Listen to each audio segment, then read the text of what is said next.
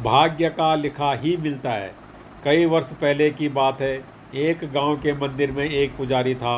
वो पुजारी अपना सारा समय मंदिर की सफाई, पूजा पाठ, आने जाने वालों के लिए पूजा करने में ही बिताता था। उसके परिवार में कोई नहीं था और वो अपना खाना पीना मंदिर में होने वाले चढ़ावे से ही चलाता था। वो पुजारी व्यवहार का बहुत अच्छा था। उसके मन में पैसों के प्रति ज़्यादा लालच नहीं था। मंदिर में जब भी ज़्यादा चढ़ावा होता तो वो उनसे दूसरे लोगों की भी मदद करता था।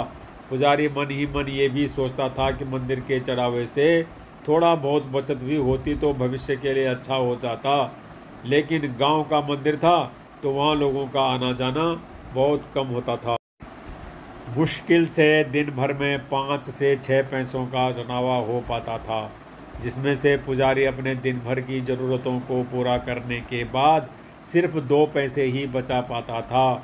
और जब कभी चढ़ावा ज़्यादा होता तो पुजारी के पास कोई ना कोई व्यक्ति ऐसा आ जाता जिसे मदद की ज़रूरत होती थी और पुजारी उसे मना भी नहीं कर पाता। बहुत समय बीत गया लेकिन पुजारी पूरे दिन 2 पैसों से ज़्यादा बचत कर ही नहीं पाता था। वो हमेशा भगवान से यही प्रार्थना करता था कि भगवान कुछ तो ऐसा करो कि मैं 2 पैसों से ज़्यादा की बचत कर पाऊँ। भगवान से प्रार्थना करके पुजारी रोज़ की तरह अपने काम में लग जाता। कुछ समय बाद पुजारी की शादी हो गई। घर में जब 2 लोग हो गए और खर्चा चलाने के लिए ज़्यादा पैसों की ज़रूरत पड़ने लगी। पुजारी की शादी होने के बाद मंदिर में लोगों का आना जाना बढ़ने लगा, जिसकी वजह से चढ़ावा भी ज़्यादा होता। और अब पुजारी अपने घर के खर्चे पूरे करने के बाद 10 पैसे रोज़ बचाने लगा। धीरे धीरे पुजारी के पास ज़्यादा पैसे हो गए। कुछ पैसों से उसने अपने घर की मरम्मत की और कुछ पैसों को भविष्य के लिए बचा लिया। कुछ समय बाद पुजारी की संतान हुई और अब वो 2 से 3 हो गए।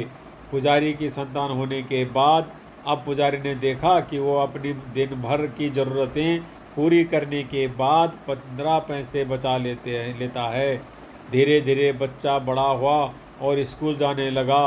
अपनी बचत के पैसों से पुजारी अपने बच्चे की पढ़ाई का खर्चा चलाता था। जैसे जैसे बच्चे की उम्र बढ़ती गई और पढ़ाई का खर्चा बढ़ने लगा, वैसे वैसे मंदिर में चढ़ावा ज़्यादा होता चला गया। ज़्यादा लोग आने लगे और पुजारी के जीवन में पैसों की कोई कमी नहीं हुई। अपनी ज़िंदगी को इस तरह बदलता देख पुजारी ने एक दिन भगवान से प्रार्थना की और पूछा कि भगवान, मैं रोज़ के 2 पैसे बचाता था और बहुत कोशिश करने के बाद भी मैं कभी 2 पैसों से ज़्यादा नहीं बचा पाया। लेकिन आज मैं सब खर्चे करने के बाद भी 30 पैसे बचा लेता हूँ, जो कि मेरे और मेरे परिवार के लिए बहुत हैं। इस सब की वजह क्या है भगवान? क्या ये आपकी कृपा है या फिर मेरा भाग्य? ऐसा कहकर पुजारी अपने रोज़ के कामों में लग गया।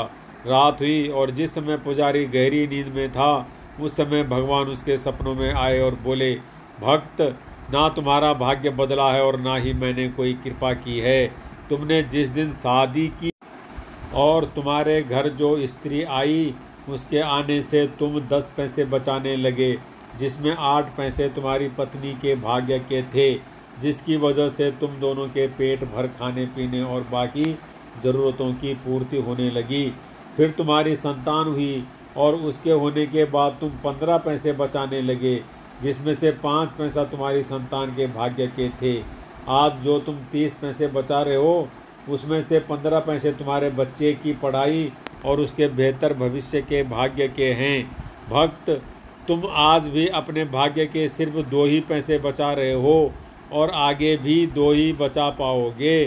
सीख, आपने देखा होगा कि कई बार लोग पार्टनरशिप में किसी काम की शुरुआत करते हैं और धीरे धीरे वो काम बहुत चलने लगता है, और जब काम चलने लगता है, इनकम होने लगती है, तो वो लोग पार्टनरशिप तोड़कर खुद का काम शुरू कर लेते हैं और फिर वो जो काम शुरू करते हैं वो नहीं चलता और उन्हें नुकसान होने लगता है। इसका कारण भी भाग्य ही है।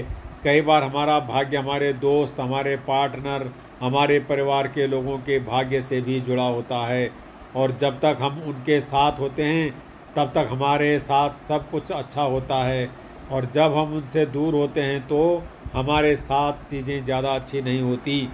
दोस्तों, जिस तरह किसी और के भाग्य की अच्छी चीज़ों से हमारा अच्छा होता है, उसी तरह इसका उल्टा भी होता है और दूसरों के बुरे भाग्य की वजह से हमारा भी बुरा होने लगता है। यही भाग्य का खेल है जो सारी ज़िंदगी हमारे साथ चलता रहता है।